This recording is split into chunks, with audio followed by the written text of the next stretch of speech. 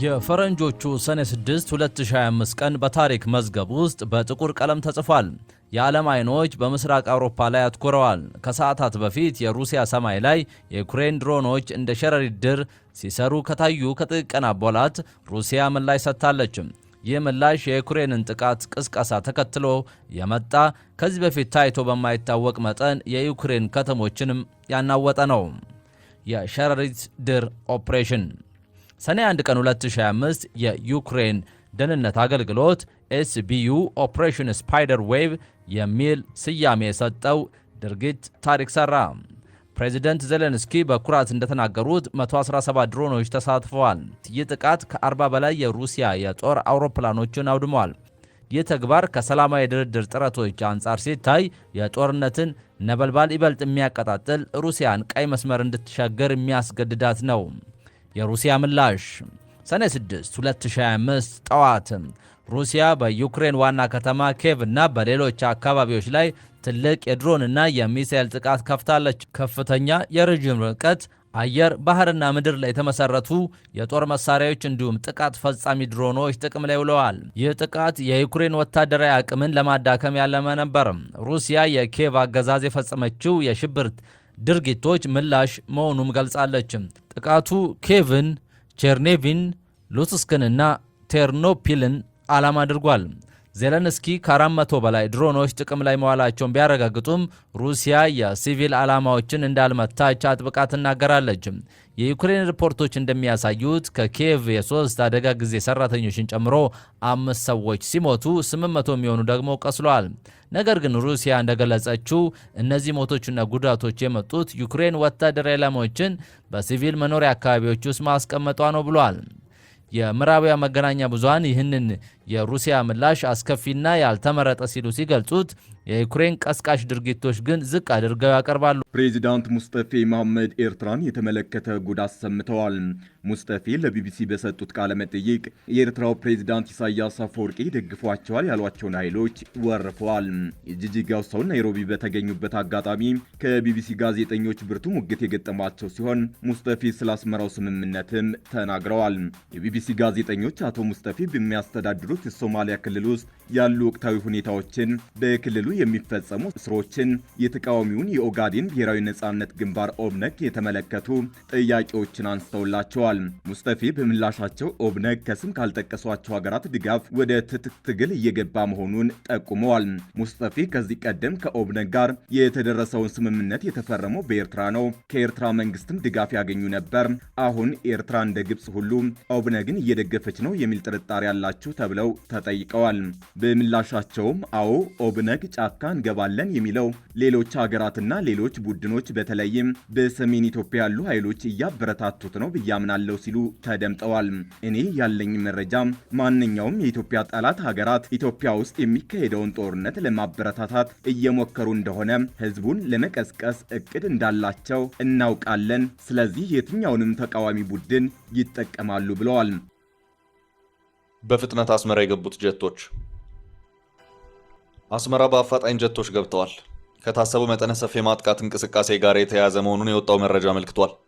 በነበሩት ሁኔታዎች ዳር ሲሉ የነበሩት ፕሬዝዳንት ኢሳያስ አፈወርቂ በአሁኑ ሰዓት ሸሚዛቸውን ሰብስበው እየገቡበት መሆኑን የሚያረጋግጥ ወታደራዊ ኃይል አሰላለፍ መሆኑ ተረጋግጧል። ከሰሞኑ ወደ አስመራ የገቡ መሆኑ የተረጋገጡ የሱዳን ተዋጊ አውሮፕላኖች ናቸው።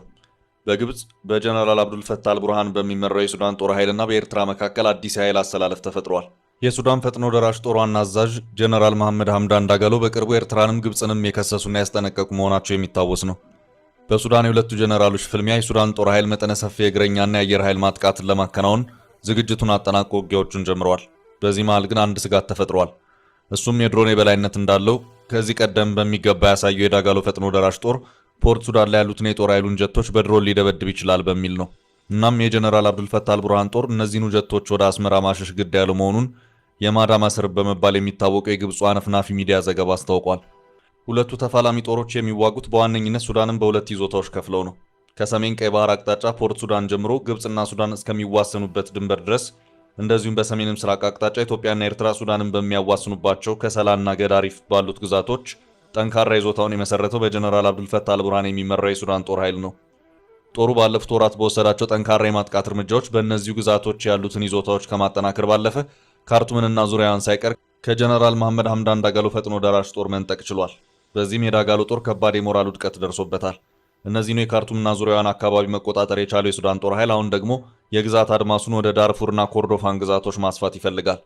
ጦርነቱን በሁለት ግዛቶች ተስፋፍቶ ቀጥሏል። ጦር ኃይሉ የዳጋሎ ጦር ጠንካራ ይዞታ ናት የተባለችውን የደቡብ ዳርፉር ጠንካራ ዋና ከተማ የሆነችውን ኒያላ በድሮንና በጀት እየደበደበ ይገኛል። የዳጋሎ ጦር አሁን እየደረሰበት ላለው ከባድ ወታደራዊ ምት የድሮን ምላሽ ሊሰጥ ይችላል የሚል ስጋትን አሳድሯል። ስጋቱ ያደረበት በጀነራል አልቡርሃን የሚመራ የሱዳን ጦር ኃይል ነው። የዳጋሎ ጦር ከሳምንታት በፊት ፍጹም የድሮን የበላይነት ያለው መሆኑን የጀነራል አብዱልፈታህ ጊዜያዊ መንግስታቸው መቀመጫ የሆነችው ፖርት ሱዳንን በመደብደብ አሳይቷል። በፖርት ሱዳን ባካሄደው ከባድ የድሮን ድብደባም የጀነራል አብዱልፈታህ አልቡርሃን ጦር ከባድ ጉዳትን አስተናግዷል። አሁን ጀቶችን ወደ አስመራ ማሸሽ የተፈለገውም የሱዳን ጦር ኃይል በኮርዶፋንና ዳርፉር እየወሰዳቸው ካላቸው ወታደራዊ እርምጃዎች ጋር በተያያዘ የጀነራል መሐመድ ሐምዳን ዳጋሎ ፈጥኖ ደራሽ ጦር በፖርት ሱዳን ባለው የጦር ኃይሉ ጠንካራ ይዞታዎች ላይ ድሮን ጥቃቶችን ሊያካሄድ ይችላል በሚል ስጋት ነው። ፕሬዚዳንት ኢሳያስ ከሁለቱ የሱዳን ተፋላሚ ኃይሎች የጀነራል አብዱልፈታህ አልቡርሃን ደጋፊ መሆናቸውን ከዚህ ቀደም በግልጽ በአደባባይ አሳውቀዋል። የአልቡርሃን ተፋላሚ የሆኑት ጀነራል መሐመድ ሐምዳን ዳጋሎም ኤርትራ በሱዳን የውስጥ ጉዳይ ጣልቃ እየገባች ነው በሚል ኤርትራን አጥብቀው እያስጠነቀቁ መሆኑ የሚታወስ ነው። ከሰሞኑ እየወጡ ካሉት ዘገባዎች አንጻር ኤርትራ ቀስ በቀስ በሱዳን የእርስ በርስ ጦርነት ውስጥ ተስባ እየገባች መሆኑን የሚያመለክቱ ሆነዋል። በጦርነቱ ወቅት ፖለቲካዊ አመራሮች ኃላፊነታቸውን ሳይወጡ ወታደሩን ማግደዋል ሲሉ አቶ ጌታቸው ረዳ ከሰሱ። የህወሓት ምክትል ሊቀመንበርና የትግራይ ክልል ጊዜያዊ አስተዳደር ፕሬዝዳንት የነበሩት እንዲሁም በአሁኑ ወቅት የጠቅላይ ሚኒስትር አብይ አህመድ የምስራቅ አፍሪካ ጉዳዮች አማካሪ ሚኒስትር የሆኑት አቶ ጌታቸው ረዳ ኮርነር ፕሬስ ከተሰኘ ዩቲዩብ ጋር ባደረጉት ቆይታ አሁን ላይ የሚወቅሷቸውን ወታደራዊ አመራሮች ጀግንነት ባይክዱም የማይካዱ ስህተቶች መፈጸማቸውን ገልጸዋል። በዋነኝነት ግን ፖለቲካዊ አመራሩ ኃላፊነቶችን በአግባቡ ባለመወጣቱ ብዙ ጥፋቶችን አጥፍቷል ሲሉ ነው የተናገሩት። በጥቅምት 2013 ዓ.ም በክልሉ የተቀሰቀሰውን ጦርነት ማስቀረት ይቻል ነበር ያሉት አቶ ጌታቸው የመጀመሪያውን ዙር ጦርነት ማስቀረት ባይቻልም ከዚያ በኋላ የተካሄዱትን ጦርነቶች ግን አላስፈላጊ እንደነበሩና ማስቀረት ይቻል እንደነበርም ጠቅሰዋል። በሁለት ዓመቱ ውጊያ የሞቱ ተዋጊዎች አሃዝ በመጨረሻው ዙር በተካሄደው ውጊያ ከሞቱት ተዋጊዎች አሃዝ ጋር ሲነጻጸር እጥፍ መሆኑንም አስረድተዋል። አሁን በስልጣን ላይ ያሉት አካላት ትግራይን ይዘው እንዲጠፉ ሊፈቀድላቸው አይገባም ያሉት አቶ ጌታቸው የህወሓት ስራ አስፈጻሚ አባል የሆኑትን ወይዘሮ ፈትለወርቅ ገብረ እግዚአብሔርንም ወረፈዋቸዋል። ዞር ሁሉ ምክንያት ሕናውን ናይ ባዕልና ኦልሬዲ ውሳኔታት ወሲና ነርና የመጀመሪያውን ጦርነት ማስቀረት ባይቻል እንኳን በኋላ ላይ የተካሄዱትን ጦርነቶችን ግን ማስቀረት ይቻል ነበር። 2 ዓመት ሙሉ ተዋግተን